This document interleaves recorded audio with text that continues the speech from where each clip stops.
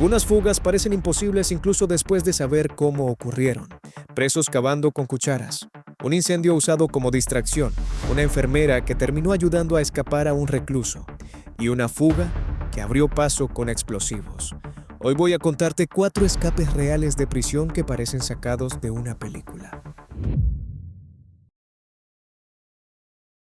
6 de septiembre de 2021, 1:30 de la mañana. Prisión de Gilboa, norte de Israel. Esta instalación es apodada La Caja Fuerte. Es una fortaleza de concreto reforzado y tecnología de punta, diseñada para retener a los prisioneros de mayor riesgo del país. Escapar se considera imposible, pero justo ahora, 6 hombres están saliendo por un agujero estrecho en la tierra. Están cubiertos de mugre, jadeando por aire, con los pulmones ardiéndoles después de pasar meses excavando en un túnel sofocante. Ya están afuera, pero acaban de darse cuenta de algo aterrador. La salida del túnel no está escondida en los campos, está justo sobre la vía principal de servicio. Y elevándose directamente encima de ellos, a solo unos metros de distancia, hay una torre de vigilancia. Si el guardia que está dentro mira hacia abajo, la fuga termina aquí mismo. Sus agonizantes 9 meses de trabajo no habrán servido de nada. Mahmoud al-Arda, el cerebro del plan, mira hacia arriba. La luz está encendida y espera gritos, alarmas, disparos, pero solo hay silencio. Increíblemente, el guardia apostado en la torre, encargado de vigilar exactamente ese punto, está profundamente dormido. Al-Arda le hace una señal al hombre detrás de él y uno por uno emergen de la tierra. Acaban de hacer lo imposible. Han escapado de La Caja Fuerte, usando poco más que cucharas oxidadas y mangos de cacerolas. Cruzan corriendo la carretera y desaparecen entre los campos. Dentro de la prisión, las alarmas están en silencio. Los guardias están confiados y pasarán horas antes de que alguien se dé cuenta de que 6 de los prisioneros más notorios de Israel han desaparecido. Esta fuga desataría la mayor cacería humana de la historia reciente, expondría una impactante cadena de fallas en un sistema de seguridad de miles de millones de dólares y convertiría a estos 6 hombres en leyendas. Y todo comenzó con un error arquitectónico, incompetencia sistémica y una necesidad obsesiva de libertad. Para entender cómo ocurrió esto, hay que entender quiénes eran estos hombres y por qué estaban en La Caja Fuerte.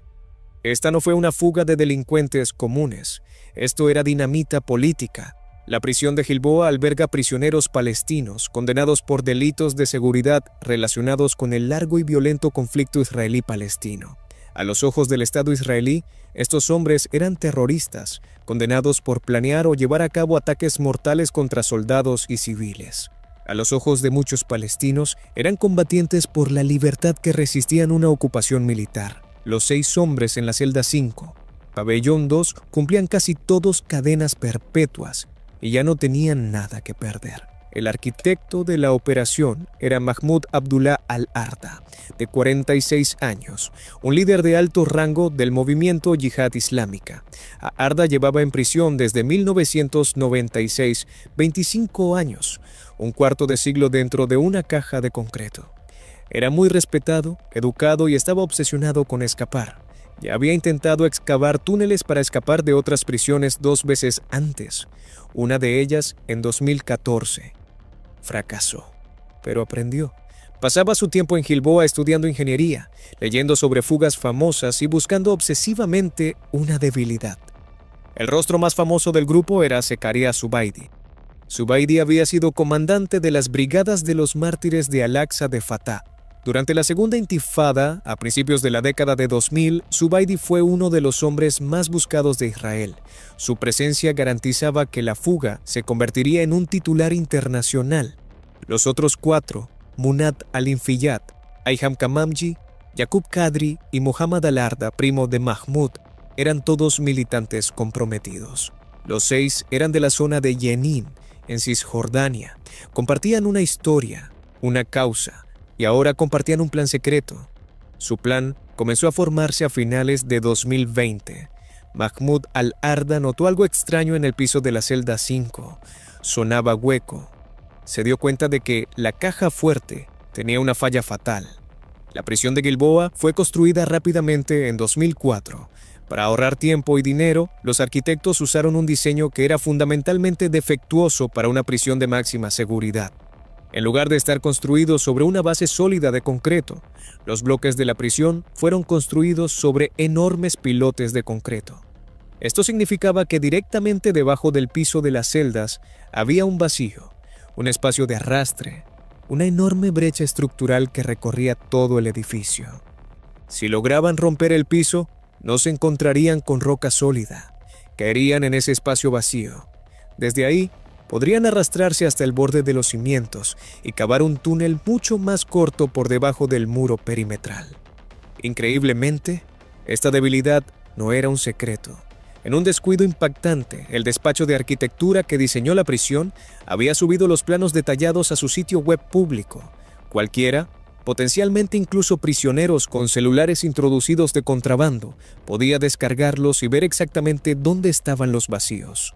El mapa hacia la libertad estaba disponible públicamente, pero la administración de la prisión ya sabía esto. En 2014, el mismo año en que Mahmoud al-Arda intentó escapar de la prisión de Shakhtar, otro grupo de prisioneros en Gilboa intentó escapar usando exactamente este método: romper el piso para entrar en el vacío estructural. El intento fue frustrado.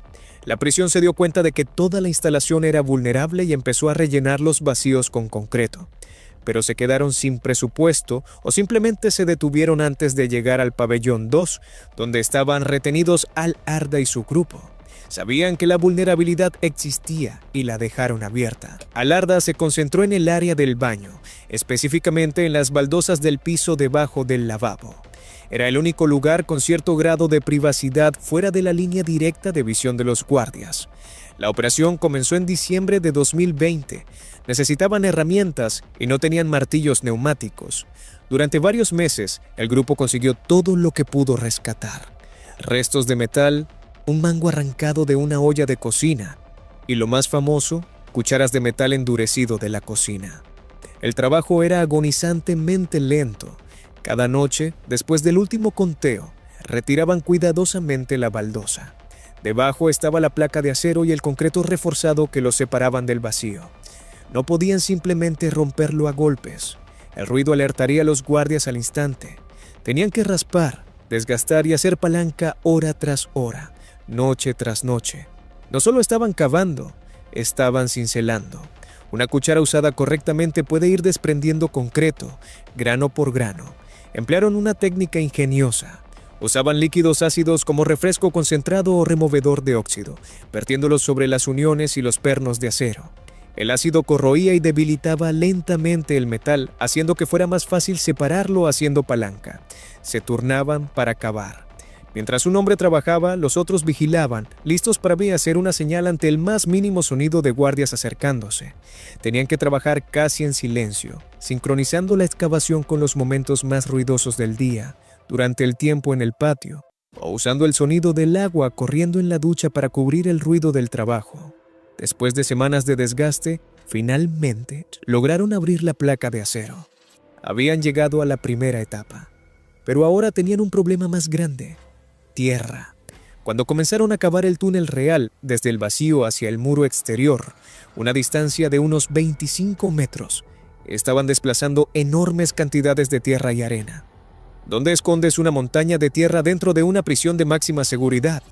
Desarrollaron varios métodos para deshacerse de ella. El primero, el sistema de alcantarillado. Pulverizaban los escombros hasta convertirlos en arena fina y los tiraban por los inodoros o los dejaban ir por los desagües de la ducha. Esto era arriesgado y constantemente tapaba las tuberías. El segundo método era la basura. Durante el tiempo en el patio se deshacían discretamente de pequeñas cantidades en los botes de basura, mezclándola con la basura normal. El tercer método fue el más meticuloso. Descubrieron espacios huecos dentro de las propias paredes de la celda. Perforaban cuidadosamente pequeños agujeros y metían la tierra dentro, sellándolos antes del conteo de la mañana. E incluso usaban su propia ropa, amarrando las mangas y las piernas para crear sacos de arena improvisados, apilándolos cuidadosamente en los espacios estructurales ocultos debajo de la prisión. El túnel avanzaba metro por agonizante metro. Era estrecho y claustrofóbico. Tenían que cavar boca abajo usando sus herramientas improvisadas en la oscuridad. Esta operación continuó durante 9 meses, cientos de noches dedicadas a cavar. Y aquí es donde las fallas del personal de la prisión de Gilboa se volvieron impactantes. Esto no fue solo un caso de prisioneros siendo genios. Fue un caso de un sistema peligrosamente complaciente. Hubo momentos en los que todo el plan casi se derrumbó. Una vez, durante una inspección, un guardia notó que las baldosas del piso debajo del lavabo, exactamente la baldosa que cubría el agujero, parecían flojas o ligeramente dañadas. Los internos se prepararon para la alarma, pero el guardia solo miró la baldosa, se encogió de hombros y siguió adelante. Un momento todavía más cercano ocurrió después. Su método de tirar los escombros por el drenaje finalmente causó un gran bloqueo en las tuberías. La prisión envió a un trabajador de mantenimiento y a un guardia a la celda 5 para investigar la plomería. Caminaron directo hasta el agujero del drenaje y lo vieron. Rastros claros de arena y tierra alrededor del desagüe. La evidencia estaba justo ahí. Los prisioneros estaban seguros de que los guardias los habían descubierto y esperaron el cierre de emergencia. El guardia miró el desastre y dijo: «Vendré a encargarme de esto mañana». Nunca volvió. Ese incidente aterrorizó a los 6 hombres. Se dieron cuenta de que estaban trabajando con tiempo prestado. Habían planeado escapar semanas después, pero ese momento tan cercano los obligó a actuar. Tenían que acelerar el plan. Las fallas también se extendían a la tecnología. La prisión estaba equipada con sensores subterráneos diseñados para detectar vibraciones causadas por excavaciones, pero activaban falsas alarmas constantemente, así que los guardias habían aprendido a ignorarlos. Y luego estaba la enorme falla de inteligencia. Zakaria Zubeidi, el líder de alto perfil, originalmente no estaba en la celda 5. Apenas unos días antes de la fuga, Zubeidi presentó una solicitud oficial para ser transferido a esa celda específica, alegando que quería estar con otros de su región. A pesar de las regulaciones contra concentrar a varios individuos de alto riesgo en un mismo lugar, la solicitud fue aprobada. Colocaron la pieza final del rompecabezas justo dentro de la celda donde el túnel de escape ya estaba completo. Todo estaba alineado para la fuga perfecta. La fecha estaba establecida. 6 de septiembre de 2021. Era Rosh Hashanah, el Año Nuevo Judío, una importante fiesta nacional. La prisión operaba con personal reducido. El ambiente era más relajado. Poco después de la 1:30 de la mañana comenzó la operación. Levantaron la baldosa una última vez. Mahmoud Al-Arda, el cerebro del plan, fue primero. Se deslizó por el agujero en el piso del baño. Entró en la cavidad estructural debajo de la prisión. Era estrecha, sucia, llena de escombros de construcción y de la misma tierra que ellos habían escondido. Uno por uno, los demás lo siguieron. El recorrido a rastras por el túnel de 25 metros fue brutal. El túnel apenas tenía el ancho de sus hombros. Tenían que arrastrarse hacia adelante boca abajo, centímetro a centímetro, en completa oscuridad. El aire era escaso y caliente. El miedo a un derrumbe era constante. Esto no era una película de Hollywood. Esto era tierra, sudor y desesperación. Cuando Al-Arda finalmente rompió la superficie, emergió al aire fresco de la noche. La primera bocanada de libertad en 25 años. «Sentí que estaba volando cuando salí del túnel», relató Al-Arda después, pero entonces se dio cuenta de su ubicación, justo debajo de la torre de vigilancia. Esta fue la última, y quizá la más impactante cadena de fallas. La guardia en la torre de vigilancia estaba dormida en su puesto. Otra torre cercana, que debería haber tenido una vista clara de la salida, supuestamente estaba sin personal debido a problemas de dotación, y el guardia asignado para monitorear las imágenes de CCTV que cubrían esa zona presuntamente estaba distraído viendo televisión. Fue una tormenta perfecta de incompetencia.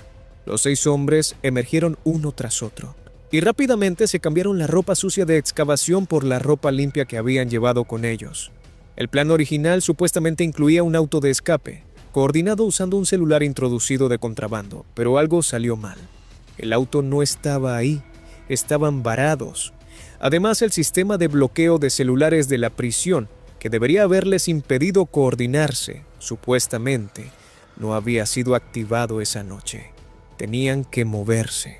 Empezaron a correr hacia el este, alejándose de la prisión, desapareciendo entre los campos agrícolas de los alrededores.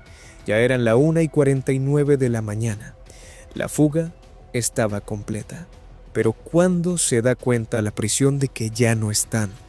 La primera señal de que algo andaba mal no vino de la prisión. Vino de un taxista.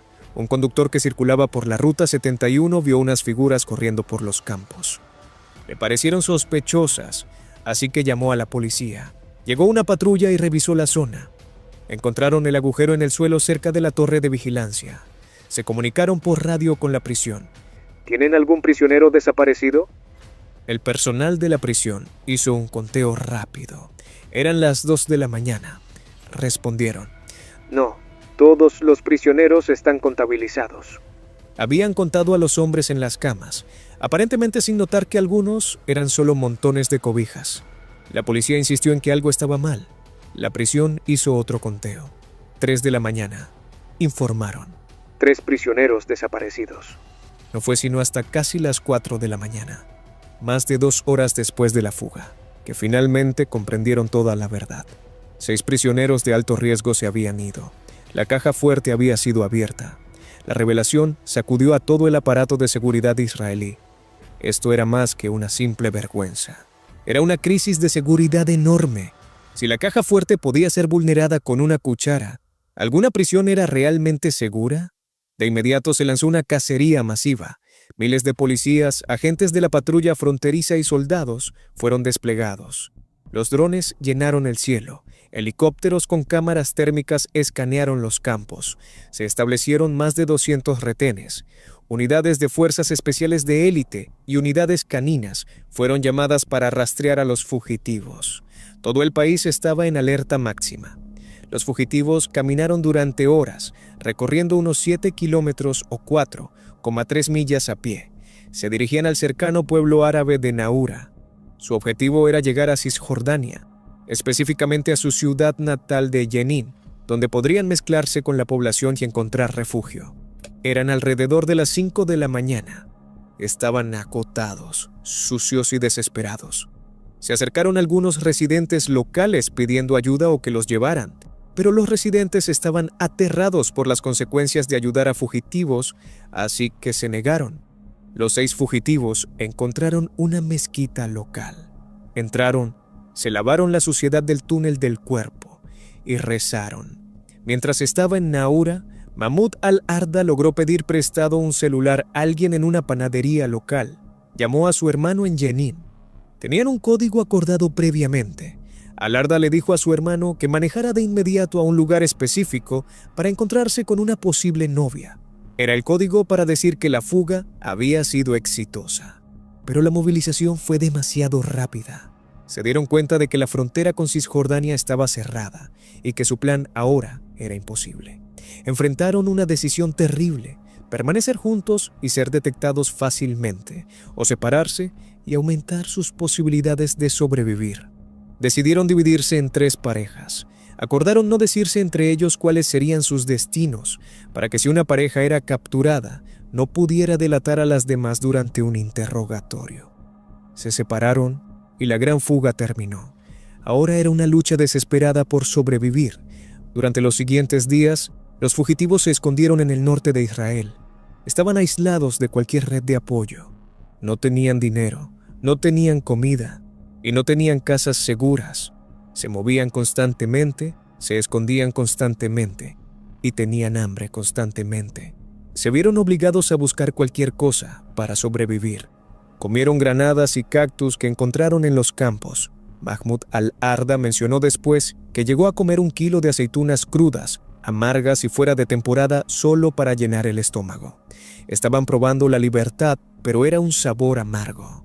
La euforia inicial se convirtió rápidamente en una lucha desesperada. Podían escuchar los drones zumbando sobre sus cabezas, pero también hubo momentos de profunda emoción. Mahmoud al-Arda contó después un momento durante esos días en el que entró a un campo con vacas. Después de 25 años dentro de una caja de concreto, ver a esos animales lo sobrepasó. Según se reportó, se acercó a una vaca y comenzó a besarla. saboreando la conexión con el mundo natural que se le había negado. Él dijo, pero la realidad de la cacería humana se estaba cerrando sobre ellos. 4 días después de la fuga, el 10 de septiembre, en la ciudad de Nazaret, Yaqub Qadri y Mahmoud al-Arda, el cerebro del plan, estaban exhaustos. El hambre los estaba destrozando. Fueron vistos hurgando en botes de basura, buscando desesperadamente algo para comer. Se acercaron a un residente local y le pidieron comida. El residente los reconoció por los reportes de noticias que habían saturado los medios. Les dijo que esperaran, prometiendo ayudarlos, e inmediatamente llamó a la policía. Cuando la policía llegó, al-Arda y Qadri no ofrecieron resistencia. Estaban demasiado cansados para correr. El cerebro del plan estaba de vuelta bajo custodia. Las autoridades ahora tenían a 2 de los 6, y la policía intensificó la búsqueda para encontrar a los 4 restantes, especialmente a Zakaria Zubeidi. A la mañana siguiente, el 11 de septiembre, un camión se detuvo cerca del pueblo de Shibli al-Ghanam. Rastreadores israelíes habían encontrado pistas en la zona, colillas de cigarro descartadas y una lata de bebida. Concentraron su búsqueda. Zakaria Zubeidi y Mohamed al-Arda estaban escondidos debajo de la plataforma de un semirremolque en el estacionamiento. Estaban débiles y deshidratados. Policías y agentes del Shin Bet rodearon la parada de camiones. Zubeidi, el famoso comandante militante, fue encontrado desorientado. Los reportes indicaron que sufrió lesiones faciales importantes y costillas rotas durante el arresto. 4 habían caído. 2 seguían prófugos: Ayham Kamamji y Munadil Infiat. Estos 2 habían logrado lo que los demás no pudieron. Cruzaron con éxito la barrera de seguridad hacia Cisjordania. Llegaron a la ciudad de Jenin, un bastión de grupos militantes palestinos. Pensaron que estaban a salvo. Fueron resguardados por simpatizantes, pero las fuerzas de seguridad israelíes no iban a permitir que desaparecieran. La cacería cambió su enfoque hacia Jenin. El 19 de septiembre, 13 días después de la fuga, la operación alcanzó su clímax. Las FDI lanzaron una gran redada en Jenin. Desplegaron una fuerza numerosa en otra parte de la ciudad como distracción, desviando la atención del objetivo real. Mientras tanto, una unidad especializada de contraterrorismo rodeó el edificio donde Kamamji e Infiat estaban escondidos. Estalló un tiroteo con militantes locales que intentaban proteger a los fugitivos, pero el edificio estaba completamente rodeado. Al darse cuenta de que su situación era imposible, y quizá queriendo evitar una destrucción generalizada y víctimas en la comunidad que los estaba protegiendo, Kamamji e Infiat se rindieron. La gran fuga de la prisión de Gilboa había terminado. Los 6 hombres estaban de vuelta bajo custodia. Las consecuencias de la fuga de la prisión de Gilboa sacudieron todo el sistema. Se creó una comisión gubernamental para investigar el asombroso catálogo de fallas. Los hallazgos fueron devastadores. Confirmaron la incompetencia sistémica, las fallas arquitectónicas que quedaron sin corregirse después del intento de 2014, los planos disponibles públicamente, la falla de inteligencia al aprobar el traslado de Zubeidi, los sensores antitúnel defectuosos, la torre de vigilancia sin personal y la guardia dormida. Las consecuencias fueron severas.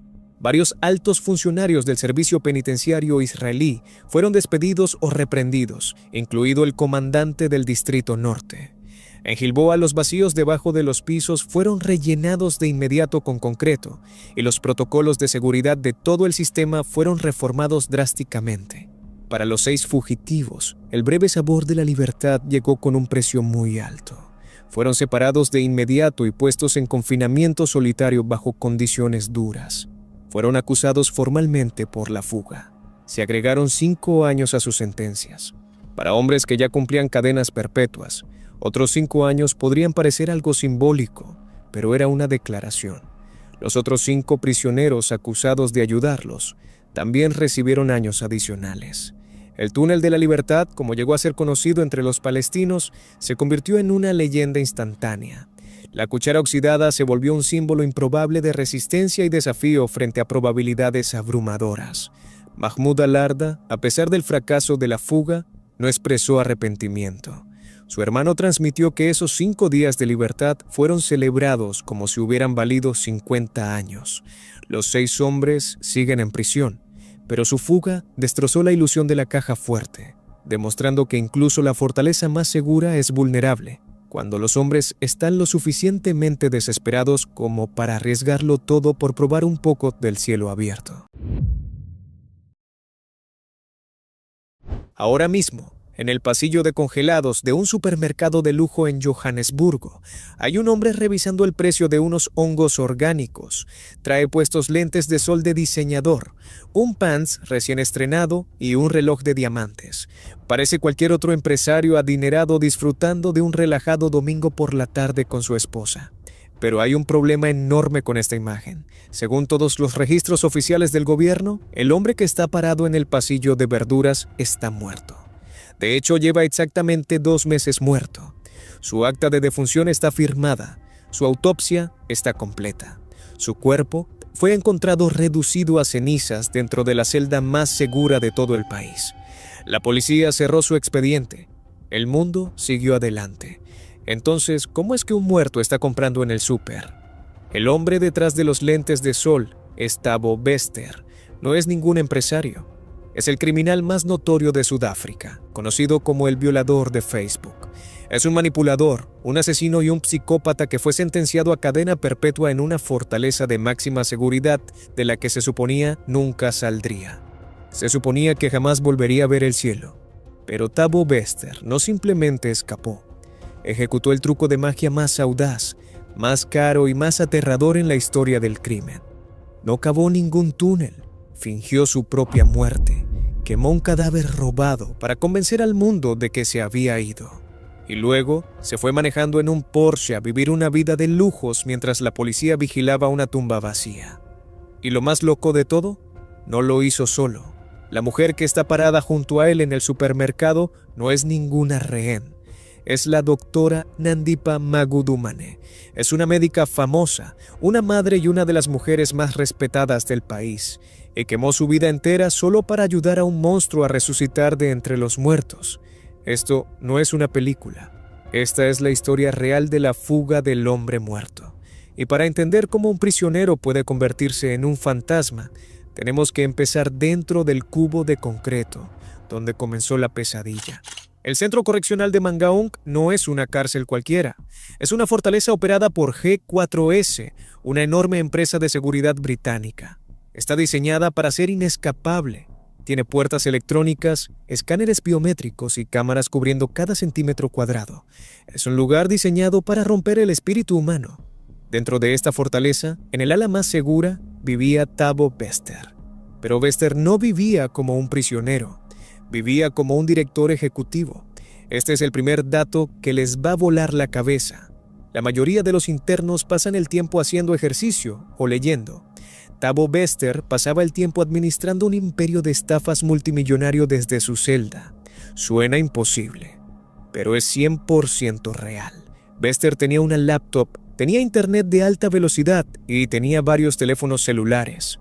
En 2018, 4 años antes de su fuga, Bester lanzó una empresa llamada 21 Century Media. Se hacía pasar por Tom Motsepe, supuesto familiar del multimillonario Patrice Motsepe.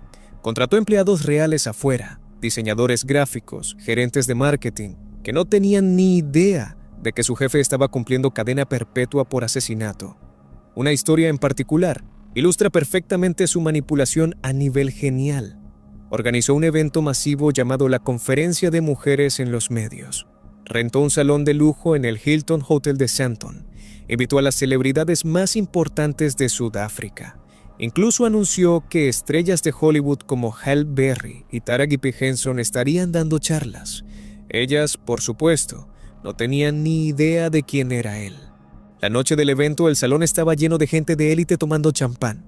Estaban esperando al presidente Tom Motsepe para escuchar su discurso. De repente, una pantalla gigante se encendió y ahí estaba Thabo Bester. Traía puesto un traje impecable. Estaba sentado frente a una pared blanca inmaculada y parecía estar en una oficina corporativa en Nueva York. Sonrió, encantó al público y hasta llevó a la multitud a cantarle Las Mañanitas a una famosa actriz local. El público aplaudió, les encantó. No tenían ni idea de que si Bester hubiera girado la cámara de su laptop apenas unos centímetros hacia la izquierda, habrían visto las rejas de acero de su celda. No tenían ni idea de que la oficina detrás de él era una sábana blanca pegada con cinta a la pared para ocultar el inodoro. Los estaba burlando. Estaba sentado en una jaula, controlando el mundo exterior, robándoles millones a inversionistas y alimentando su ego descomunal. Pero para Bester, ser un director ejecutivo virtual no era suficiente. Quería lo de verdad, quería tocar el dinero, manejar los carros y estar con las mujeres que había atrapado en su red. Necesitaba escapar, pero sabía que si simplemente huía, la policía lo perseguiría para siempre. No solo quería ser libre, quería ser borrado. Necesitaba que el mundo creyera que Thabo Bester ya no existía. Necesitaba morir, y para morir necesitas un cuerpo. Para meter un cuerpo en una prisión de máxima seguridad, necesitas una cómplice que esté por encima de toda sospecha. Ahí entra la doctora Nandipa. La doctora Nandipa era la niña de oro de Sudáfrica. Era joven, bella y brillante. Dirigía una exitosa clínica estética en Sandton, el kilómetro cuadrado más rico de África. Estaba casada. Tenía 2 hermosas hijas. Salía en portadas de revistas. Era el tipo de mujer en quien uno confiaría su vida. ¿Por qué una mujer que lo tiene todo caería por un hombre que no tiene nada más que una condena de por vida? Los psicólogos le llaman hibristofilia, atracción sexual hacia quienes cometen crímenes. Pero Bester no usó la fuerza, usó las palabras. La fue manipulando poco a poco. La convenció de que él era víctima de un sistema corrupto. La convenció de que eran una pareja de poder, destinados a gobernar el mundo juntos. Para 2022, ella ya no era solo su visitante, era su cómplice. El plan que idearon fue macabro. Necesitaban un cadáver que coincidiera con la estatura y complexión de Bester. No podían simplemente desenterrar uno, estaría demasiado descompuesto. Necesitaban un cuerpo fresco. La doctora Nandipa usó su licencia médica para visitar morgues del gobierno. Decía que buscaba un familiar fallecido o que necesitaba un cuerpo para investigación. En las semanas previas a la fuga, llegó a reclamar otros 2 cuerpos, pero no eran los indicados. Uno era demasiado grande y el otro demasiado viejo. Los desechó como si fueran juguetes rotos. Sus cuerpos fueron encontrados posteriormente tirados en ríos. Este detalle es crucial, porque demuestra que estos no eran amantes desesperados cometiendo un error. Eran depredadores de sangre fría, buscando un accesorio. Finalmente, encontraron a Katlego Bereng. Katlego no era un criminal, era un padre de 31 años al que le apasionaba el fútbol. Era un hijo cuya madre lo estaba llamando desesperadamente al teléfono, preguntándose por qué no había llegado a casa. Se había desplomado y muerto en la ciudad, y su cuerpo fue llevado a una morgue del estado. La doctora Nandipa lo reclamó. Les mintió a los funcionarios, diciendo que era su esposa según la costumbre tradicional. Se llevó el cuerpo. No lo llevó a casa para un funeral. Lo puso en la parte trasera de su auto de lujo y lo llevó a la prisión. 3 de mayo de 2022, la noche del incendio. La cronología de esa noche es una clase magistral de corrupción. Bester no simplemente se escabulló, compró las llaves. Había sobornado a 9 funcionarios de la prisión. Estamos hablando de decenas de miles de dólares en sobornos. Le pagó al técnico de circuito cerrado. Le pagó al supervisor. Le pagó a los guardias de la entrada. A las 7 de la noche, un vehículo entra a la prisión. Es un vehículo de reparto, pero adentro, escondido en un gran gabinete de madera, probablemente un mueble para televisión, está el cuerpo frío de Katlego Bereng. Los guardias en la entrada, que han sido sobornados, no revisan el vehículo, lo dejan pasar. El gabinete es descargado y llevado al interior del complejo carcelario. A las 8 de la noche, trasladan a Bester a la celda 35. Esta es la celda de aislamiento. Está ubicada en la sección Broadway de la prisión. Lo crucial es que está justo al lado de una salida de emergencia y es un punto ciego para algunas de las cámaras. Pero Bester no deja nada al azar. Necesita oscuridad total. Entonces, alrededor de las 9 de la noche, las cámaras de seguridad que cubren el ala Broadway dejan de grabar de repente. La explicación oficial fue un corte de luz. Pero la verdad, El técnico en la sala de control simplemente desconectó el sistema. Durante las siguientes 6 horas, la prisión queda ciega. Dentro de la celda 35 comienza el horror. Bester abre el gabinete, arrastra el cuerpo de Catlego al suelo, le quita la ropa al cadáver y le pone su propio uniforme de prisión, los pantalones naranja y la camisa reglamentaria. Tiene que asegurarse de que el cuerpo sea irreconocible. Si la cara queda intacta, se acaba el juego. La autopsia revelaría después que el cuerpo de Catlego tenía traumatismo craneal por golpe contundente. Se cree que Bester, o uno de los guardias corruptos, estrelló el cráneo del muerto contra el suelo o la pared para simular una pelea o una caída durante el incendio. Luego Bester prepara el incendio. Le metieron de contrabando un acelerante, pero no usó gasolina. Huele demasiado fuerte. Usó una mezcla de harina de maíz y parafina. Esto crea una pasta pegajosa de combustión lenta que funciona como napalm. Empapa el colchón, empapa el cuerpo. Le echa un último vistazo a la celda que ha sido su hogar. Mira al hombre muerto, con su ropa puesta. Son las 3 de la mañana. Bester enciende el cerillo. El fuego estalla. El colchón de espuma actúa como combustible. La celda se llena instantáneamente de un humo negro, tóxico y denso. La temperatura sube a más de 600 grados. En el caos, Thabo Bester se escapa. Ya no trae ropa de prisionero. Trae puesto un uniforme de seguridad de G4S que le metieron de contrabando. Baja la gorra hasta los ojos y se pone un cubrebocas. Camina fuera del bloque de celdas. Pasa frente a la sala de control. Pasa los torniquetes de seguridad. No corre. Correr llama la atención. Camina con la determinación de un guardia terminando un turno largo. Llega a la salida de emergencia final y la puerta hace clic al abrirse.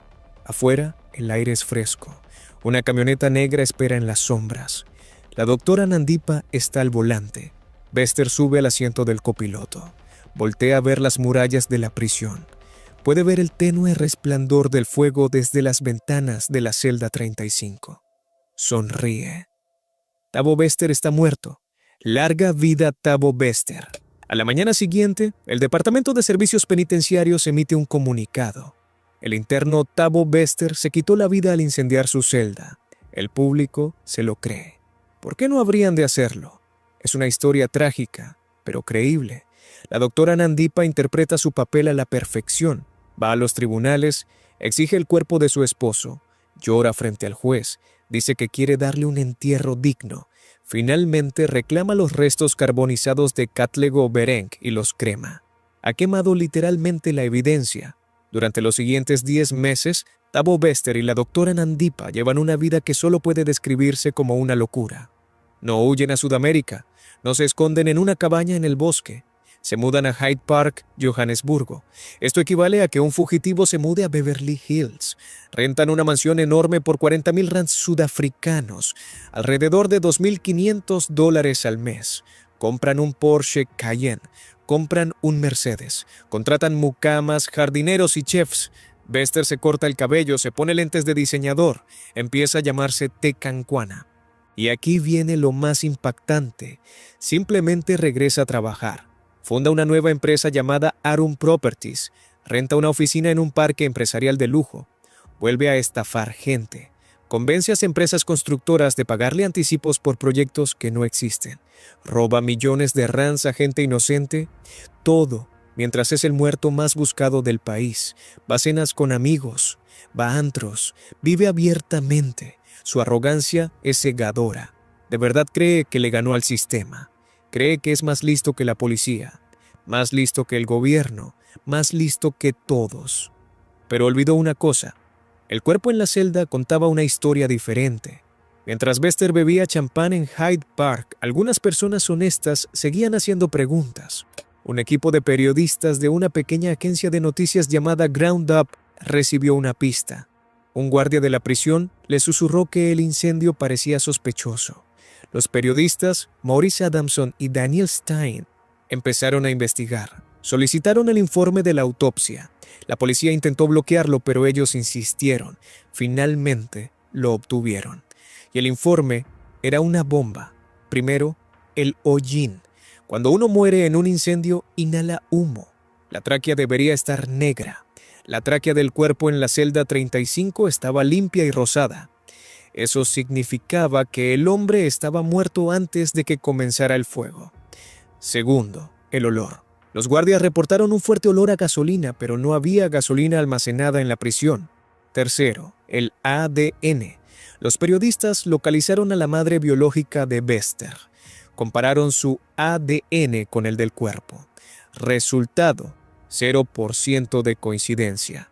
Los periodistas se dieron cuenta de la aterradora verdad. El hombre en la celda no era Thabo Bester.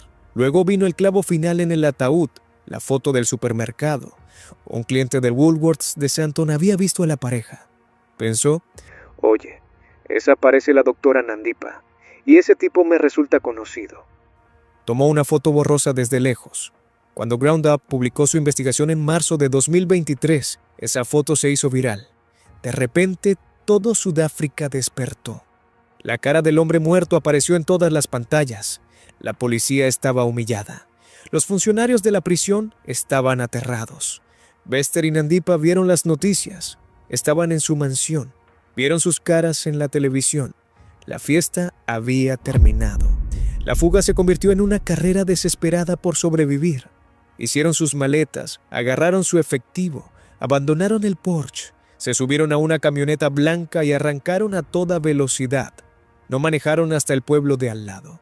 Cruzaron el continente, cruzaron la frontera hacia Zimbabue. Manejaron toda la noche con el tanque lleno de adrenalina y miedo. Cruzaron hacia Zambia, iban rumbo a Tanzania. Su plan era llegar a Kenia y desde ahí volar a algún país que no tuviera tratado de extradición con Sudáfrica. Querían desaparecer para siempre, pero la cacería había comenzado. Esto ya no era solo un asunto de la policía local. Interpol emitió una notificación roja. El FBI estaba rastreando las transacciones financieras. Cada guardia fronterizo en África estaba buscando a la doctora famosa y al hombre muerto. Bester y Nandipa estaban cometiendo errores, estaban agotados, estaban peleando entre sí. El estrés de la huida los estaba destruyendo.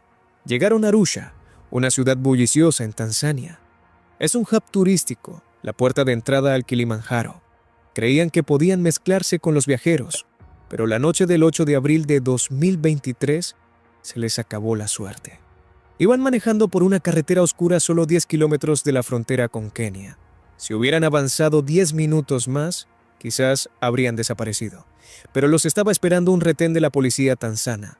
Los agentes detuvieron la camioneta. Alumbraron con sus linternas hacia el interior del vehículo. Bester estaba en el asiento del copiloto. Se veía agotado. Traía barba. Les entregó un pasaporte con el nombre de Tom Williams Kelly. Era un pasaporte estadounidense. La policía verificó las huellas dactilares. Coincidían. El hombre muerto estaba vivo. La doctora Nandipa estaba sentada junto a él. Ya no traía sus vestidos de diseñador. Traía una sudadera con capucha, intentando ocultar su cara. La mujer que lo tenía todo.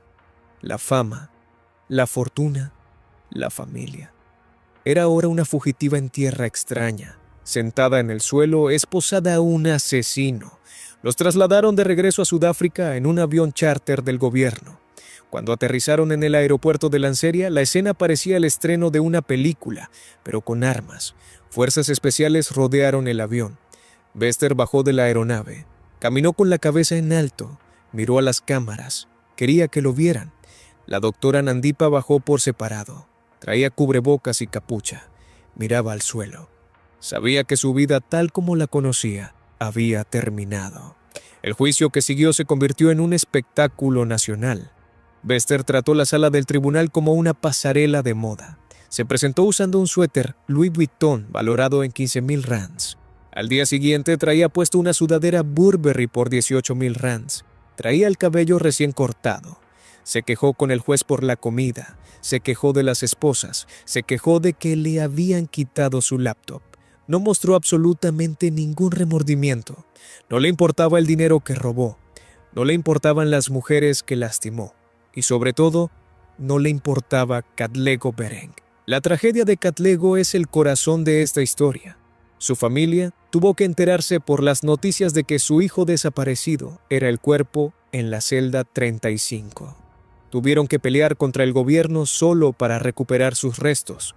Tuvieron que enterrar a un hijo al que habían tratado como basura, un hombre que se creía un dios. Conforme la investigación se fue profundizando, la red de corrupción dentro del sistema quedó al descubierto.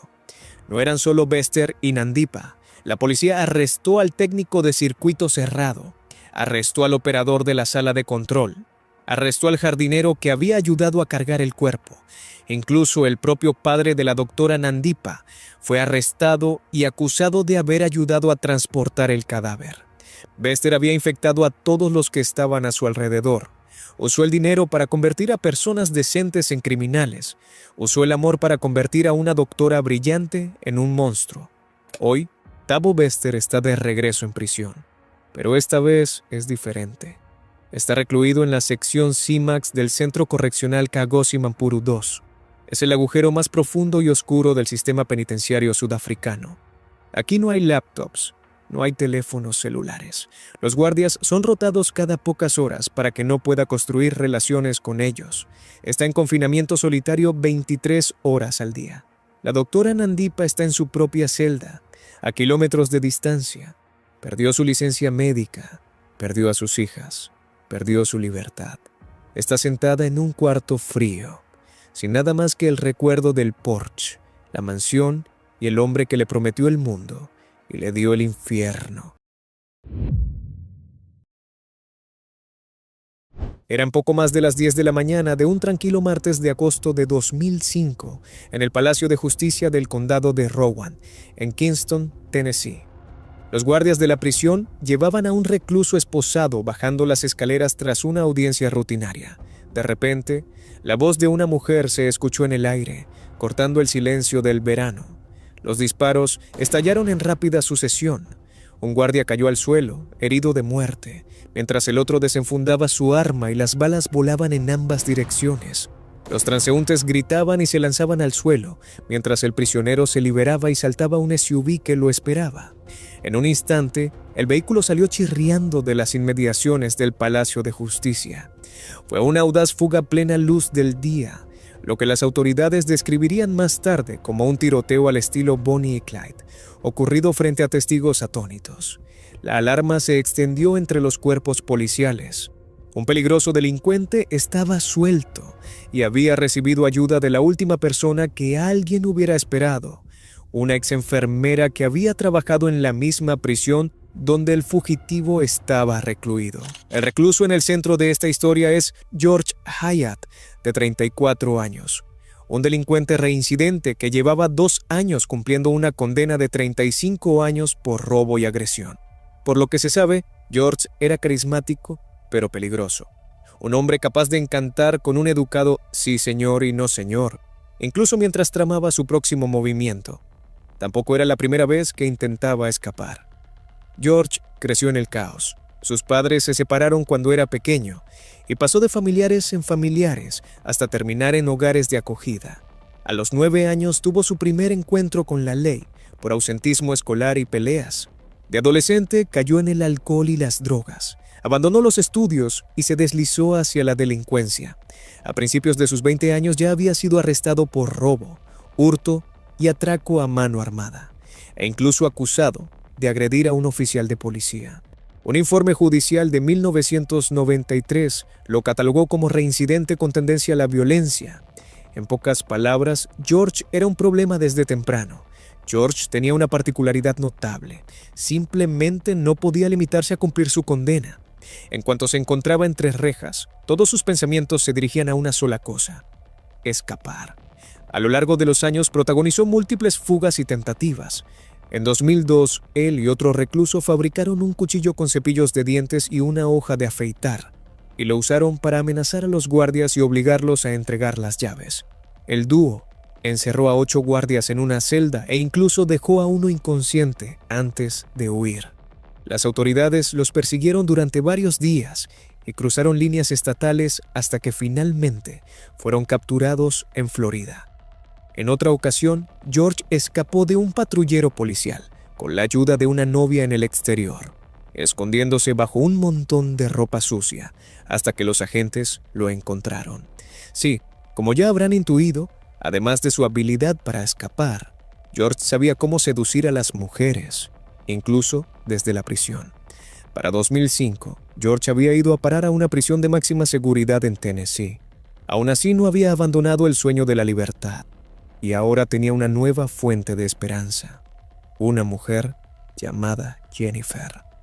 Jennifer Lynn Forsythe tenía 31 años y jamás había tenido problemas con la ley. Era enfermera práctica con licencia, originaria de Utah, una mujer ordinaria con una vida ordinaria, hasta que conoció a George.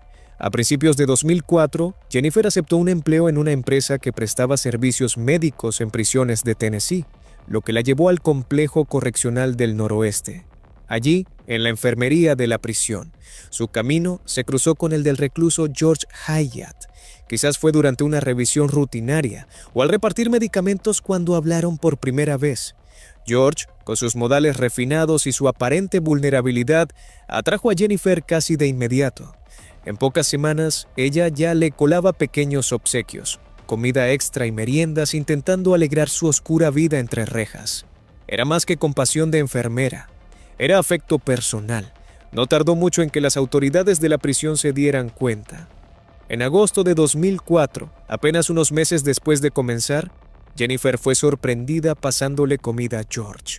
La despidieron en el acto por esa conducta prohibida, y George fue trasladado de inmediato a otro establecimiento, la institución de máxima seguridad Riverbend en Nashville.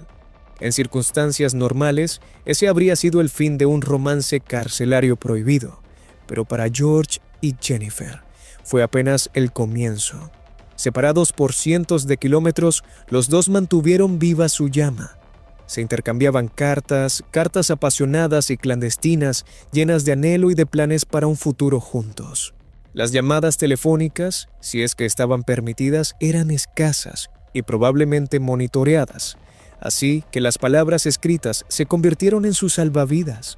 Cuanto más escribían, más profundo se volvía el vínculo. Para el otoño de 2004, apenas semanas después de perder su trabajo, Jennifer estaba completamente entregada a ese romance improbable. Quería estar con George, a pesar de todo. A finales de noviembre de 2004, Jennifer y George dieron un paso audaz. Presentaron una solicitud ante el director de la prisión para casarse. Ricky Bell, el director de Riverbend, quedó atónito. Sabía perfectamente quién era George, un recluso de custodia estricta con delitos violentos y un largo historial criminal. Y sabía quién era Jennifer, la exenfermera que había quebrantado las reglas por ese hombre. El director Bell tenía serias reservas y solo aprobó el matrimonio a regañadientes, consciente de que la ley favorecía el derecho de los reclusos a contraer matrimonio. Impuso condiciones estrictas. La ceremonia sería sin contacto físico, con supervisión estrecha y absolutamente sin ningún tipo de roce. En los meses previos a la boda, los capellanes de la prisión aconsejaron a la pareja. Le advirtieron a Jennifer sobre el violento pasado de George, sus problemas con las drogas y las décadas de condena que aún le quedaban. Ella pareció escuchar. Incluso retrasó la boda una vez, de abril a mayo, pero al final el amor, o lo que ella creía que era amor, se impuso. El 21 de mayo de 2005, dentro de los muros de la prisión, George y Jennifer se convirtieron en marido y mujer. Fue una ceremonia breve y sin alegría, con los novios a cada lado de un panel de vidrio, ante la mirada de un capellán y varios guardias. No podían ni tomarse de la mano, mucho menos darse un beso. Aún así, cuando Jennifer dijo «sí, acepto», lo decía de corazón. Salió de Riverbend ese día como la señora Jennifer Hyatt, una esposa de preso. George fue escoltado de vuelta a su celda, ahora un hombre casado de nombre, pero sin estar ni un paso más cerca de la verdadera libertad. Tras la boda, la realidad se impuso. Estaban casados en papel, pero no podían vivir juntos, dormir juntos, ni siquiera tocarse. Cualquier esperanza que Jennifer hubiera tenido de una vida conyugal normal se desvaneció en el momento en que las puertas de la prisión se cerraron tras ella ese día. Estaba comprometida con George, pero él seguía encerrado, destinado a permanecer allí hasta convertirse en un anciano. Podían intercambiar cartas, quizás hablar por teléfono de vez en cuando, pero eso era todo. Para Jennifer no era suficiente. Estaba consumida por un solo pensamiento. Tenía que sacar a George de allí, No está claro exactamente cuándo tomó forma el plan de fuga, pero es probable que comenzara a gestarse poco después de la boda. George, por su parte, nunca había dejado de pensar en escapar. Era algo que llevaba prácticamente en la sangre. Y Jennifer, ahora profundamente enamorada y peligrosamente entregada, estaba dispuesta a hacer cualquier cosa para estar con su marido. Para el verano de 2005 ya tenían un plan. Se dieron cuenta de que una de las audiencias judiciales de George sería su mejor oportunidad. A pesar de su larga condena, George aún tenía un cargo sin resolver por un robo a mano armada anterior. Se fijó una fecha de audiencia para el 9 de agosto de 2005 en el Palacio de Justicia del Condado de Roane. Esa era la ocasión, una oportunidad para que George estuviera fuera de la prisión, en tránsito, donde la seguridad podría ser más fácil de superar. A través de sus comunicaciones clandestinas, George le hizo saber a Jennifer la hora y el lugar. Coordinaron todo hasta el más mínimo detalle. Jennifer pasó semanas preparándose. Siguiendo las instrucciones de George, consiguió una pistola, una de 9 milímetros para usarla en la fuga, aunque en secreto esperaba no tener que usarla nunca. Como ya saben, sus esperanzas resultaron vanas. También organizó el transporte con cuidadosa previsión. En lugar de depender de un solo auto de escape que la policía pudiera rastrear rápidamente, preparó dos. Tenía su propio Ford Explorer de color oscuro que condujo hasta las inmediaciones de Kingston y obtuvo un segundo vehículo, una minivan Chevrolet dorada que robó en secreto para la ocasión. Con 2 vehículos listos, podrías hacer el cambio para despistar a los perseguidores. Estudió los alrededores del Palacio de Justicia, observando por dónde probablemente sacarían a los presos y dónde podría posicionarse para una fuga rápida. Cuando llegó el día fatídico, Jennifer estaba lista. En la mañana del 9 de agosto, esperó en su minivan dorada cerca del Palacio de Justicia del Condado de Roane, con los nervios al límite, pero con la determinación intacta. Alrededor de las 10 de la mañana, la audiencia de George concluyó. Él se declaró culpable del cargo de robo dentro del tribunal y 2 oficiales de correccionales lo escoltaron hacia afuera por la puerta lateral, rumbo a la camioneta de traslado. Uno de los guardias era Wayne Cotton Morgan, de 56 años, un veterano oficial que se acercaba a la jubilación. A su lado estaba otro agente más joven, armado y alerta. George avanzaba arrastrando los pies entre sus cadenas, con el corazón sin duda latiéndole con fuerza ante la inminencia de lo que se avecinaba. Desde su posición de observación, Jennifer vio cómo el trío emergía a la luz del día. Ese era su momento. Acercó la minivan y bajó de un salto, pistola en mano. Por una fracción de segundo, su mano tembló. El frío peso de la pistola se sentía ajeno, imposible. Pero entonces George vio a su esposa y gritó con todas sus fuerzas: ¡Dispárale! Jennifer abrió fuego. El estampido de la pistola resonó en las paredes del Palacio de Justicia. El oficial Morgan recibió un impacto directo y cayó sangrando. Su compañero fue alcanzado en el brazo, pero logró desenfundar su propia arma y devolver los disparos, hiriendo a Jennifer en la pierna. El caos estalló en la calle mientras los civiles gritaban y se refugiaban detrás de los autos. Haciendo caso omiso de sus cadenas, George se zafó de los atónitos oficiales y con las manos aún esposadas corrió hacia la minivan de Jennifer. Jennifer, luchando contra el dolor de la herida de bala, abrió la puerta del pasajero de golpe. George se metió dentro de un salto y Jennifer pisó el acelerador a fondo. Los neumáticos chirriaron y el humo se elevó mientras se alejaban a toda velocidad del Palacio de Justicia, dejando al oficial Morgan gravemente herido en el pavimento. En apenas unos segundos lo habían logrado. George estaba fuera de la custodia y avanzaban a toda velocidad hacia lo que esperaban que fuera la libertad. Las consecuencias inmediatas fueron un caos total. Las sirenas aullaron por todo Kingston. En cuestión de minutos, policías locales, alguaciles, ayudantes del sheriff y patrulleros estatales se concentraban en los alrededores del Palacio de Justicia. Una ambulancia trasladó de urgencia al oficial Morgan al hospital más cercano, pero trágicamente no sobreviviría a sus heridas.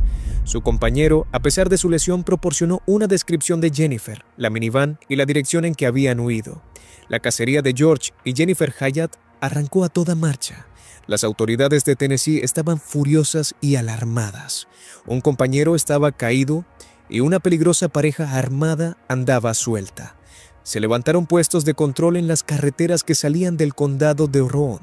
Se emitió una alerta general para una minivan Chevrolet dorada con 2 ocupantes, y cada agente del orden de la región estaba en máxima alerta.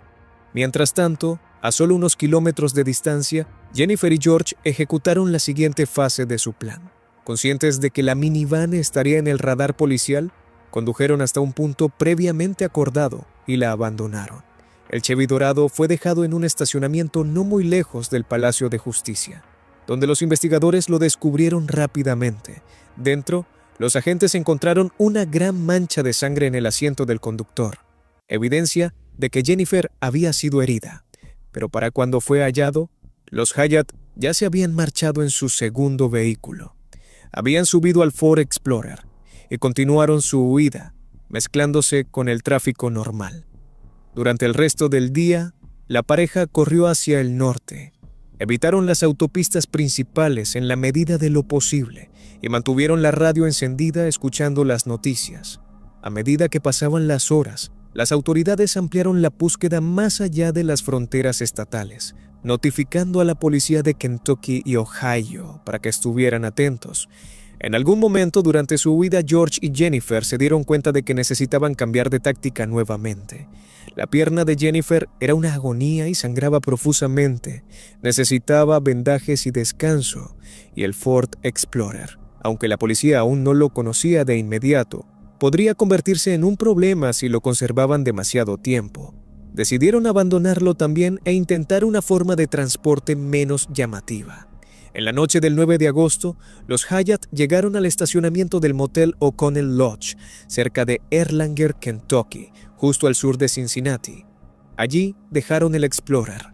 Quizás esperaban que eso despistara a sus perseguidores o les comprara algo de tiempo. Luego, hicieron algo arriesgado. Llamaron a un taxi. En las primeras horas del 10 de agosto, un taxista de la zona de Cincinnati llamado Mike Weigers respondió a una llamada en Erlanger. Recogió a una pareja que cargaba algunas bolsas. El hombre era corpulento y callado. La mujer tenía el cabello teñido de negro y caminaba con cojera. Le ofrecieron $200 en efectivo para que los llevara hasta Columbus, Ohio, un viaje de unas 2 horas. Durante el trayecto, la pareja estuvo en su mayor parte en silencio. Para romper el hielo, Weigers preguntó sobre su destino, y los dos mencionaron casualmente que se dirigían a una convención de negocios de Amway. Eso levantó una bandera roja en la mente del taxista. No parecían representantes de negocios, y no hablaron en absoluto de la supuesta convención. Algo no cuadraba. La mujer, Jennifer, se retorcía de dolor de vez en cuando, y cuando le preguntaron, explicó que había tenido un accidente de tráfico recientemente. Mike notó que su historia no terminaba de encajar, pero no tenía ninguna prueba, así que siguió conduciendo, observándolos por el espejo retrovisor. Alrededor del mediodía del 10 de agosto, el taxi llegó a Columbus, Ohio. Tal como lo habían pedido, Mike los dejó en un motel económico, el America's Best Value Inn, justo a la salida de la autopista. Le agradecieron, pagaron en efectivo e incluso dejaron una pequeña propina. Luego desaparecieron en el interior del motel. Mike se alejó en su taxi, aún desconcertado por sus extraños pasajeros. No fue sino hasta más tarde, ya de regreso en Kentucky, cuando escuchó los informes de noticias sobre los fugitivos Hyatt y el hallazgo de sus vehículos abandonados cerca del lugar donde había recogido aquella silenciosa pareja. Todo encajó en su mente de golpe. Él había transportado a los fugitivos. De inmediato, contactó a las autoridades y les dio la información sobre el lugar donde los había dejado. Esa pista era exactamente lo que las autoridades necesitaban. Los U.S. Marshals y la policía local de Columbus ya habían sido alertados de que los Hyatt podrían dirigirse hacia allá, y ahora tenían una ubicación concreta. En ese momento ocurrió lo que George y Jennifer habían soñado durante tanto tiempo. Estaban solos. Por fin podían tocarse, besarse y celebrar el estar juntos, aunque fuera por unos breves minutos. En una habitación barata de un motel en Ohio, no eran un fugitivo y su cómplice. Solo eran marido y mujer. Los muros de la prisión, las sirenas policiales, el mundo entero parecían desvanecerse. Les parecía que todo aquello había terminado.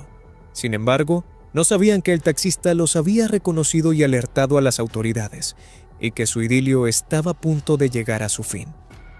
En la noche del 10 de agosto, un enjambre de agentes rodeó el America's Best Value Inn. Se concentraron en la habitación del segundo piso, donde un recepcionista había registrado anteriormente a una mujer que cojeaba y a un hombre que pagaba en efectivo. Alrededor de las 10 de la noche, con al menos 2 docenas de agentes apostados afuera, sonó el teléfono en la habitación de los Hyatt. Jennifer descolgó el teléfono, con el corazón latiéndole sin duda a toda velocidad. Un agente del cuerpo de alguaciles se identificó y le explicó con calma que el edificio estaba rodeado. No había escapatoria. Debían salir con las manos en alto. Por un momento, silencio. Luego, la voz de Jennifer, temblorosa, llamó a George dentro de la habitación. «Va a estar bien». Afuera, los agentes podían escucharla suplicándole que no opusiera resistencia. La idea de perder a George en ese momento en un tiroteo suicida era insoportable para ella. En ese instante se rindió emocionalmente. La puerta se abrió lentamente. Primero salió Jennifer, cojeando y con las manos bien en alto. Fue apartada de inmediato por los agentes y esposada. «Por favor, no le hagan daño», suplicó, girando el cuello para buscar a George con la mirada. Un momento después, George salió. Se había subido la camiseta sobre la cara para mostrar que no estaba armado y mantuvo las manos visibles. Bajo la mira de los fusiles apuntados, se dio la vuelta y cayó de rodillas. Los agentes se abalanzaron sobre él y lo redujeron, esposándole las manos a la espalda. Y así de golpe, la breve huida de los Hyatt llegó a su fin. Fueron capturados sin que se disparara un solo tiro. Tras un frenético periodo de 36 horas de fuga, George Hyatt volvía a prisión, y Jennifer Hyatt se uniría a él como reclusa. La noticia de su captura se difundió rápidamente, y un suspiro de alivio colectivo se extendió entre los cuerpos policiales. La pesadilla había terminado, y una pareja de delincuentes, uno experimentado y la otra recién estrenada en el crimen por amor, estaban fuera de circulación. En los meses y años siguientes, George y Jennifer enfrentaron las consecuencias de sus actos. Ambos fueron acusados de asesinato en primer grado por la muerte del oficial Morgan, entre otros cargos como intento de homicidio, agresión y fuga. Los fiscales de Tennessee inicialmente señalaron que podrían buscar la pena de muerte, dada la muerte del agente del orden. Sin embargo, Jennifer, consumida por la culpa y sin esperanza de una vida normal, aceptó en 2007 un acuerdo con la fiscalía. Se declaró culpable del asesinato y recibió una condena de cadena perpetua, sin posibilidad de libertad condicional. Como parte del acuerdo, se libró de una posible pena de muerte y accedió a testificar contra su marido si fuera necesario. Al final, su testimonio no fue requerido. En 2009, George también se declaró culpable en lugar de ir a juicio. Él también recibió cadena perpetua sin posibilidad de libertad condicional, evitando la pena de muerte pero garantizando que jamás volvería a ver la libertad. George, el recluso obsesionado con escapar, terminó en un lugar del que no había escapatoria posible, una celda de máxima seguridad por el resto de su vida. Hoy están separados en distintas prisiones. Ya no hay votos matrimoniales ni cartas de amor. Su única comunicación podría ser, en el mejor de los casos, algún intercambio ocasional a través de abogados o una breve visita supervisada. Imagina que estás parado en un cuartito de concreto. Es un sábado por la mañana, 13 de abril de 2013. Eres guardia en Sequedin, una de las prisiones más duras y seguras de toda Francia. Te sientes seguro, porque sabes que de aquí nadie sale a menos que un juez lo diga. Es una mañana aburrida y tranquila, y de repente el mundo explota. La puerta de acero que tienes enfrente, una puerta diseñada para aguantar un motín y que pesa cientos de kilos, no se abre nada más. Se hace pedazos. La acaban de volar con dinamita. Una bola de fuego la arranca de sus bisagras. Estás en el piso, tosiendo, tratando de entender si sigues vivo. Y entre el humo negro sale caminando un hombre. No va corriendo. No va gritando, va tranquilo. Trae puesto un gafete de visitante y trae una pistola en la mano. Te mira desde arriba y sonríe. Te dice: «Me voy y tú te vienes conmigo». Esto no es una escena de película. Esto es la vida real. y el hombre entre el humo es Redouane Faïd. Durante los siguientes 15 minutos, este hombre va a hacer lo imposible. No solo se va a escapar, va a abrirse paso a punta de explosivos a través de 5 puertas de acero blindado, una por una. Va a convertir una prisión de máxima seguridad en un montón de escombros y va a tomar 4 rehenes, desatar una cacería con 3.000 policías y va a humillar a todo el gobierno francés. Y lo va a hacer todo con un paquete de pañuelos desechables y una sonrisa. Para entender cómo un ser humano logra algo tan demente, primero tienes que entender quién es Redouane Faïd, porque no es un criminal cualquiera. Si te lo encontraras en la calle, no agarrarías tus cosas, ni te cruzarías a la otra acera. Lo más seguro es que le darías la mano. Es carismático, es educado, habla con una voz suave e inteligente, se viste con trajes elegantes. En el bajo mundo no le dicen el asesino, ni la bestia. Le dicen el escritor. ¿Por qué? Pues porque Redouane Faïd trata el crimen como una forma de arte. Y lo más importante, trata su propia vida como si fuera una película de Hollywood. Este es el primer secreto que tienes que entender sobre él. Redouane Faïd está obsesionado con el cine. Cuando era niño, creciendo en los suburbios de concreto, los barrios bravos de París, no aprendió de la vida en la escuela. Aprendió en la pantalla. Vio la película Scarface decenas de veces. Se memorizó las líneas, estudió la forma en que Tony Montana caminaba, cómo hablaba, cómo se hacía respetar. Pero su Biblia, la película que le cambió el alma, fue Hit. ¿Conoces la película Hit? Sale Robert De Niro y Al Pacino. De Niro hace de ladrón profesional, frío, disciplinado, perfecto. Faïd no veía esta película por entretenimiento, la veía como un tutorial. Se sentaba ahí con una libreta. Analizaba cómo se comunicaba el equipo durante los asaltos a bancos. Estudiaba cómo revisaban las esquinas, cómo manejaban sus armas, cómo lidiaban con la policía. Decidió que él no iba a ser un ratero callejero desordenado, iba a ser un profesional, igualito que De Niro. Años antes de estar sentado en esa celda, Faïd, de hecho, fue a un festival de cine en París. Logró encontrar a Michael Mann, el famoso director de Hit. Imagínate esto, un gángster de la vida real se le acerca a un director de Hollywood. Faïd le dio la mano a Michael Mann, lo vio a los ojos y le susurró: Gracias. Tú fuiste mi asesor técnico. No estaba bromeando. Cuando Faïd asaltaba camiones blindados en los 90, él y su banda usaban exactamente las mismas máscaras de hockey que usaban los personajes de la película. Vivía su vida actuando un guión que solo él podía ver. Quería la fama, quería la gloria. Y en 2010 hasta escribió una autobiografía sobre su vida. Salió en la televisión nacional de Francia. Se sentó en programas de entrevistas, guapo y relajado, y le dijo al mundo: Estoy retirado. Terminé con el crimen. Cerré esa puerta. El público aplaudía. Lo amaban. Era el ladrón caballero, pero todo era mentira. La película no había terminado. Apenas iba en el intermedio. Mientras firmaba libros y sonreía para las cámaras, la policía sospechaba que él estaba detrás, planeando asaltos desde las sombras. Y entonces, la historia dio un giro oscuro. Durante un asalto que salió mal, una joven policía llamada Aurélie Fouquet recibió un disparo y murió. Tenía 26 años. Tenía un hijo pequeño. La gente dejó de ver a Faïd como un personaje cool de película y lo empezaron a ver como un asesino de policías. Lo arrestaron y lo metieron a la prisión de Sequedán. Ahora bien, Sequedán no es una cárcel normal, es una fortaleza. Está diseñada para los hombres más peligrosos de Europa. Es un laberinto de cerraduras electrónicas, sensores y guardias armados. Para cualquier persona normal, que te manden a Sequedán es el fin del camino. Significa que jamás vas a salir. Te vas a pudrir en una caja de concreto hasta que seas un anciano. Pero Redouane Faïd no acepta los finales tristes. Estaba sentado en su celda, 23 horas al día, mirando las paredes. Pero no estaba deprimido, estaba planeando.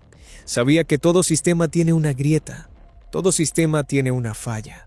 Decidió encontrarla. Se dio cuenta de que la prisión tenía un ritmo. Había cambios de turno, había rutinas. Y había un momento específico en el que la seguridad estaba un poquito diferente. Las visitas del sábado por la mañana.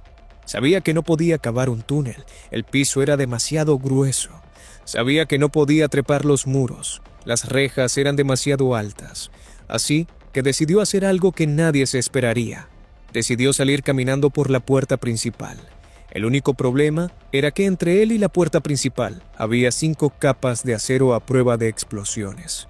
Así que necesitaba una llave, pero no una llave de metal. Necesitaba una llave hecha de fuego. Ahora son las 8 de la mañana, el día de la fuga. Faid está en la sala de visitas, reunido con su hermano. Parece una visita familiar normal. Están platicando, se inclinan uno hacia el otro. Los guardias observan, pero no están escuchando cada palabra. No ven la tensión en la mandíbula de Faid, no ven el sudor en sus palmas y definitivamente no ven el paquete. Hasta el día de hoy la policía no está 100% segura de cómo entraron los explosivos. Algunos dicen que se los pasaron en un apretón de manos. Otros dicen que iban escondidos en el forro de una bolsa. Pero el detalle más increíble, la carne de esta historia, es donde estaban escondidos los explosivos. Faid tenía pequeñas cantidades de explosivo plástico. Esa plastilina suave, moldeable y mortal, escondidas dentro de paquetes de pañuelos desechables. Pañuelos de esos que usas para sonarte la nariz. Era el caballo de Troya perfecto. ¿Quién revisa un paquete de pañuelos? Se ve inofensivo, se siente suave, pero dentro de esa envoltura de papel había suficiente poder para hacer pedazos un edificio. A las 8:30 de la mañana, la visita termina. Los guardias anuncian que se acabó el tiempo. La mayoría de los presos se paran, arrastran los pies y caminan de regreso a sus jaulas. Aceptan su destino, pero Faid se levanta y mete la mano a su bolsa. No saca un libro, saca una pistola Beretta. La sala queda en un silencio mortal. Los guardias se congelan. No pueden procesar lo que están viendo. ¿Cómo entró un arma aquí? Antes de que puedan alcanzar sus alarmas, Faid ya se está moviendo. Agarra al guardia más cercano, agarra 3 más. Los junta todos como si fueran ganado. Ahora, nada más escucha lo que hace después. Esto es clave. Un hombre desesperado se pondría a disparar. Un loco mataría a un rehén para dejar las cosas claras. Pero Faid está actuando un papel. Él es el caballero. Mira a los guardias aterrados, hombres que tiemblan, hombres que están pensando en sus esposas y sus hijos, y les habla con calma. Les dice: no los quiero matar, solo me quiero ir. Hagan exactamente lo que les diga y esta noche se van a su casa. Les da esperanza. Los manipula, los convierte en sus cómplices, los acomoda en un círculo apretado a su alrededor. Usa sus cuerpos como escudo humano. Sabe que los francotiradores de las torres no van a disparar. No pueden arriesgarse a pegarle a uno de los suyos. Es una táctica brillante y malvada. Y empiezan a caminar. Llegan a la primera puerta. Es una placa pesada y gris de acero. Está cerrada electrónicamente. No tiene teclado, no tiene cerradura. Está diseñada para ser irrompible. Faid saca un paquete de pañuelos, despega el papel, toma el bulto suave de explosivo plástico y lo moldea sobre el metal, justo encima del mecanismo de cierre. Crea una carga moldeable. Sabe exactamente cuánta usar, muy poca, y la puerta no se abre. Demasiada, y mata a todos en la sala, incluido él mismo. Les dice a los guardias que se hagan para atrás. Se tapa los oídos. ¡Bum! La explosión es ensordecedora. El aire se llena al instante de polvo gris. La pesada puerta de acero queda retorcida como un pedazo de cartón mojado. Se abre de golpe, colgando de una sola bisagra. Faid empuja a los guardias entre el humo. Muévanse, ordena. Sigan caminando. La alarma ya está sonando. Una sirena chilla por todo el complejo de la prisión. Fuga en progreso. Sector 4. Se reportan explosiones. Aquí vamos. Cada policía de la región se está subiendo a su patrulla. La radio está enloquecida. Pero adentro del humo, Faid tiene el control. Llega a la segunda puerta. Repite el proceso. Pega la carga. Se hace para atrás. ¡Bum! Literalmente está perforando un túnel a través de la prisión. Está tallando su propia salida. Llega a la tercera puerta. ¡Bum! La cuarta puerta. ¡Bum! Imagínate la presión psicológica. Los guardias están sordos, cubiertos de polvo, ahogándose con el humo. Están aterrados, pero también asombrados. Este hombre no se detiene. Es una fuerza de la naturaleza y está caminando a través de las paredes. Llegan a la quinta puerta, la reja final, lo único que separa a Redouane Faïd del aire fresco de la libertad. Este es el momento más peligroso. Del otro lado de esta puerta está el patio de la prisión y el perímetro exterior. Podría haber guardias esperando. Podría haber rifles apuntándole al pecho. Coloca la última carga, agarra fuerte a los rehenes. ¡Bum! La reja vuela. La luz del sol inunda el pasillo. Faïd da el paso. Es libre. Pero la película todavía no termina. Salir caminando es la parte fácil. Lo difícil es quedarse afuera. Hay un auto de escape esperándolo en la carretera. No es suerte, es un timing perfecto. Su cómplice está al volante con el motor encendido. Faïd hace a un lado a los rehenes, los libera tal como prometió. No les dispara. Los deja ahí parados, temblando, traumatizados, pero vivos. Se sube al auto. Las llantas rechinan. Arrancan a toda velocidad, dejando atrás las ruinas humeantes de la prisión. Y en menos de 20 minutos, Redouane Faïd hizo lo que nadie creía posible. Le ganó al sistema. Francia entra en shock. La noticia explota al instante. El escritor se escapó. El enemigo público número 1 anda suelto. El ministro de Justicia sale en la televisión y lo califica como un acto de guerra. La Interpol emite una notificación roja. Es el nivel de alerta más alto del mundo. Significa que cada cuerpo policial de 26 países lo está buscando. Su cara está en cada pantalla y su nombre en cada periódico. Para la policía, esto es una pesadilla. Para Faïd, este es el clímax de su película. Pero él sabe que la policía está buscando el auto de escape. Así que unos kilómetros más adelante se orilla, se baja y entonces hace algo icónico. Le prende fuego al auto. Se queda viéndolo arder. Esto no es solo destrucción, es borrar el pasado. El fuego destruye su ADN, destruye las huellas, destruye los cabellos, le deja a la policía nada más que un esqueleto de metal chamuscado. Se sube a un segundo vehículo y después a un tercero. Cambia de auto como cambia de disfraz. Se desvanece en el campo francés. Ahora déjame hacerte una pregunta. Si fueras el hombre más buscado de Europa, ¿a dónde irías? ¿Volarías a Brasil? ¿Tomarías un barco a Tailandia? ¿Tratarías de llegar a un país sin tratado de extradición? Bueno, eso es lo que haría una persona normal. Pero Redouane Faïd es adicto al juego. No se va del país. Se queda en Francia. Se queda en los suburbios de París. ¿Por qué? Porque este es su territorio. Aquí es donde se siente como un rey. Confía en el código de silencio del bajo mundo. Se mueve de hotel barato en hotel barato. Usa pelucas. Se pone lentes gruesos. Cambia su forma de caminar. Se convierte en un fantasma en su propia ciudad.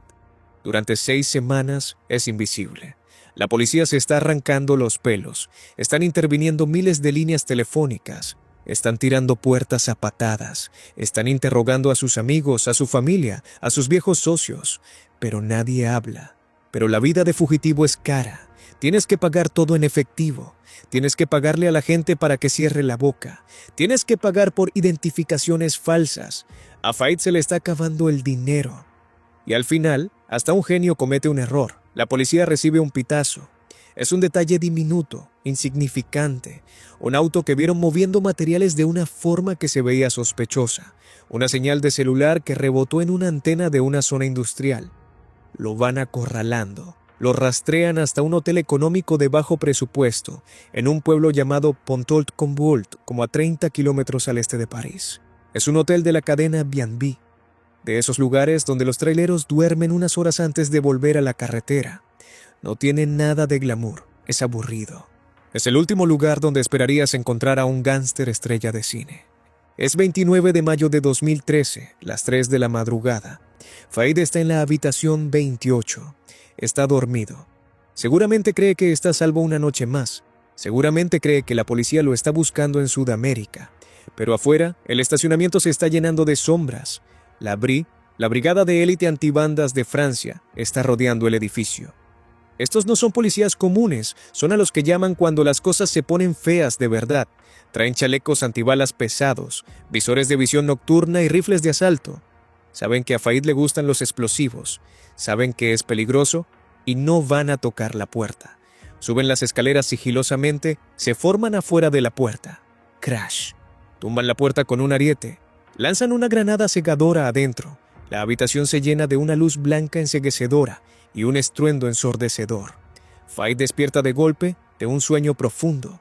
Está desorientado. Ve láseres bailando sobre su pecho. Ve los cañones de una docena de rifles apuntándole a la cabeza. Policía, no te muevas, las manos. En las películas, esta es la parte donde el antihéroe agarra su arma y se va en un estallido de gloria. Pelea hasta la muerte. Pero Redouane Faïd es más listo que eso. Mira a los policías, mira su propia arma, que está en la mesita de noche. Sabe las cuentas. Sabe que no puede ganar este tiroteo. Lentamente levanta las manos. No grita, no suplica, simplemente se entrega. Cuando los policías lo esposan, está en calzones. Es un final humillante. El hombre que voló 5 puertas de acero es arrastrado fuera de un cuarto de motel barato, medio desnudo, hacia las luces azules destellantes de las patrullas. Registran la habitación y encuentran algo interesante. Encuentran una peluca, encuentran un arma, pero también encuentran evidencia de su siguiente plan. No pensaba quedarse en ese hotel. Estaba consiguiendo documentos falsificados para irse a Israel. ¿Por qué a Israel? Porque años atrás, cuando estuvo prófugo la primera vez, se escondió en Tel Aviv. De hecho, aprendió a hablar hebreo.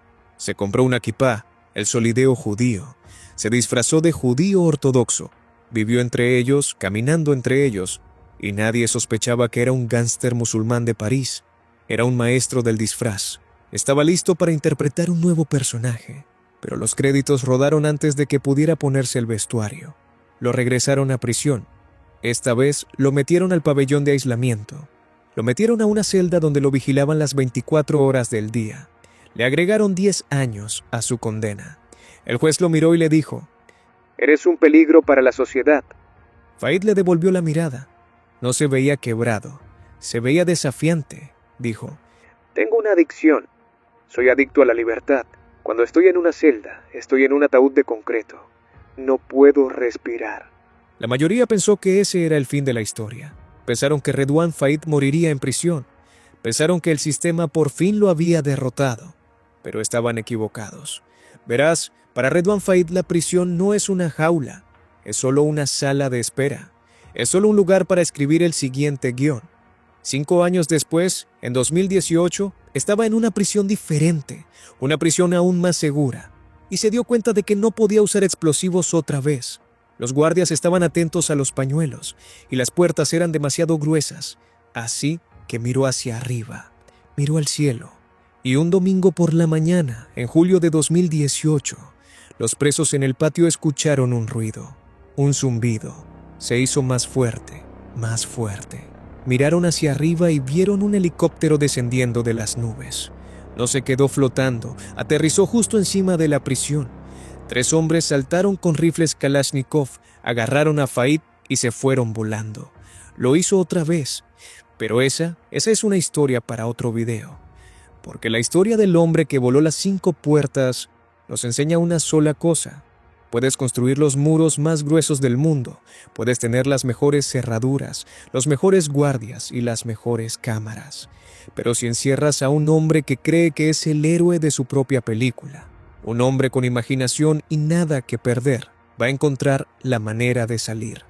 Redouane Faïd demostró que para él el final de la película nunca es el final, es solo la preparación para la secuela. Y en algún lugar, en una celda oscura de Francia ahora mismo, está sentado en su cama. Está más viejo, más canoso, pero sus ojos siguen abiertos y puedes apostar todo lo que tienes a que está escribiendo el siguiente guión. Si te gustó este caso de fuga de prisión, date una vuelta por el canal. Ahí vas a encontrar muchas grandes historias justo como esta. Si te gusta lo que ves, por favor suscríbete. Te lo agradecería un montón y nos vemos la próxima.